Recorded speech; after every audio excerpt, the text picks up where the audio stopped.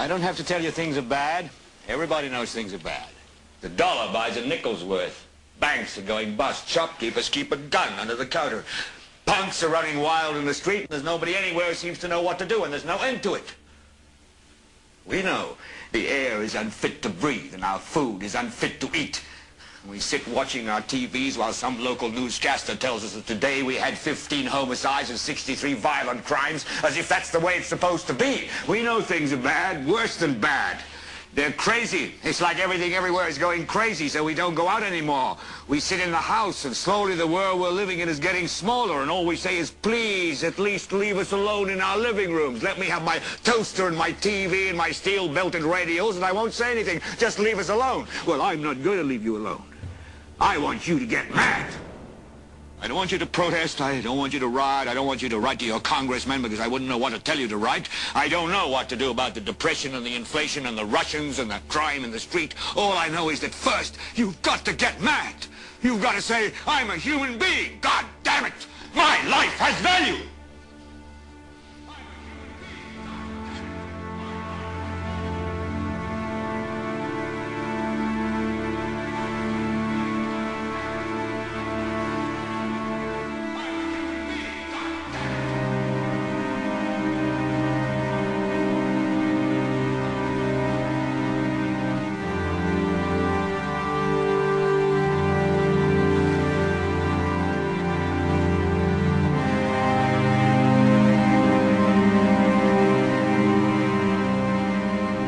Smoke, 105, 2 pounds.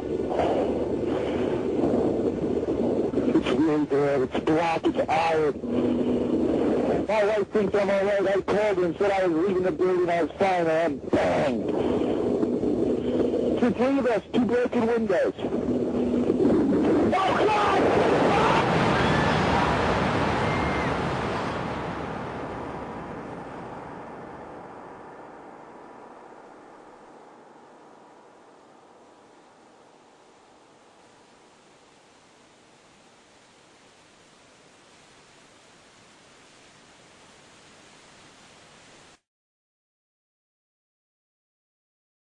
Ladies and gentlemen, the very word secrecy is repugnant in a free and open society, and we are, as a people, inherently and historically opposed to secret societies, to secret oaths, and to secret proceedings. For we are opposed around the world by a monolithic and ruthless conspiracy that relies primarily on covert means for expanding its sphere of influence, on infiltration instead of invasion, on subversion instead of elections, on intimidation instead of free choice. It is a system which has conscripted vast human and material resources into the building of a tightly knit, highly efficient machine that combines military, diplomatic, intelligence, economic, scientific, and political operations. Its preparations are concealed, not published. Its mistakes are buried, not headlined. Its dissenters are silenced, not praised. No expenditure is questioned, no secret is revealed. That is why the Athenian lawmaker Solon decreed it a crime for any citizen to shrink from controversy.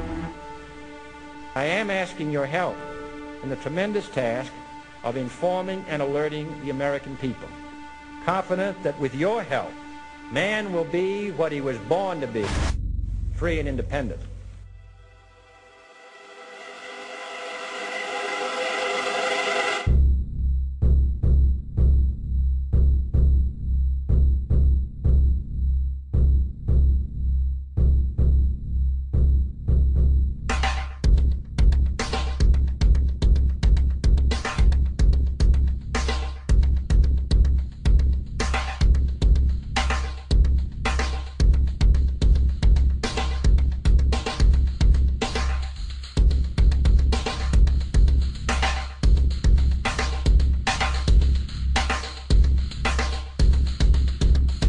(1775), the American Revolutionary War began as the American colonies sought to detach from England and its oppressive monarchy. Though many reasons are cited for the revolution, one in particular sticks out as the prime cause: that King George III of England outlawed the interest-free, independent currency the colonies were producing and using for themselves, in turn forcing them to borrow money from the Central Bank of England at interest, immediately putting the colonies into debt. And as Benjamin Franklin later wrote, the refusal of King George III to allow the colonies to operate an honest money system which freed the ordinary man from the clutches of the money manipulators was probably the prime cause of the revolution. In 1783, America won its independence from England. However, its battle against the central bank concept and the corrupt, greed-filled men associated with it had just begun.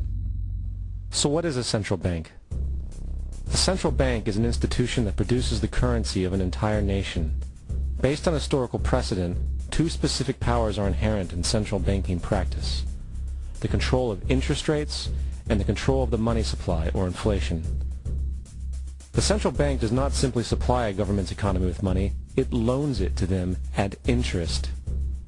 Then, through the use of increasing and decreasing the supply of money, the central bank regulates the value of the currency being issued.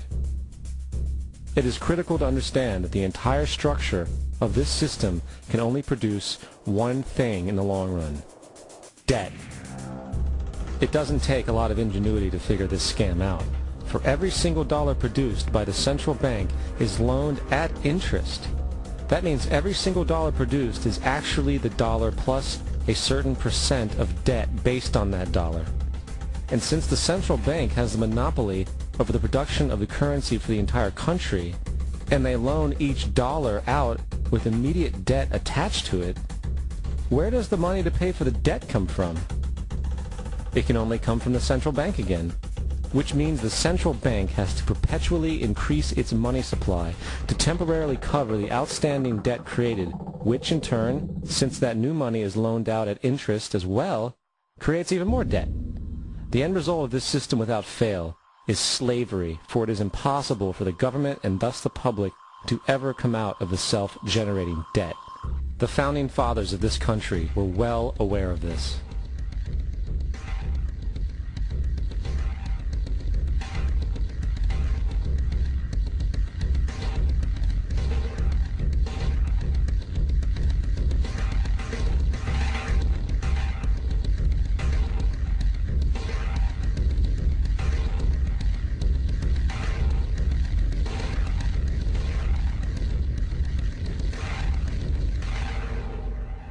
By the early 20th century, the U.S. had already implemented and removed a few central banking systems, which were swindled into place by ruthless banking interests.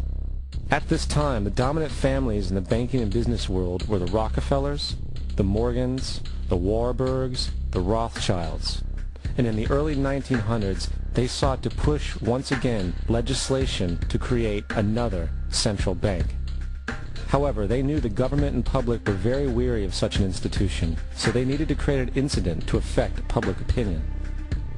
So, J.P. Morgan, publicly considered a financial luminary at the time, exploited his mass influence by publishing rumors that a prominent bank in New York was insolvent or bankrupt.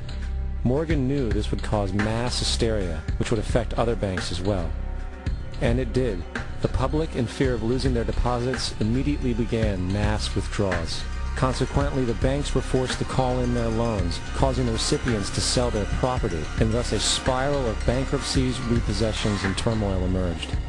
Putting the pieces together a few years later, Frederick Allen of Life magazine wrote, "The Morgan interests took advantage to precipitate the panic, guiding it shrewdly as it progressed." Unaware of the fraud, the Panic of 1907 led to a congressional investigation headed by Senator Nelson Aldrich, who had intimate ties to the banking cartels and later became part of the Rockefeller family through marriage. The commission, led by Aldrich, recommended a central bank should be implemented so a panic like 1907 could never happen again. This was the spark the international bankers needed to initiate their plan. In 1910, a secret meeting was held at a J.P. Morgan estate on Jekyll Island off the coast of Georgia. It was there that the central banking bill called the Federal Reserve Act was written. This legislation was written by bankers, not lawmakers. This meeting was so secretive, so concealed from government and public knowledge that the 10 or so figures who attended disguised their names when en route to the island.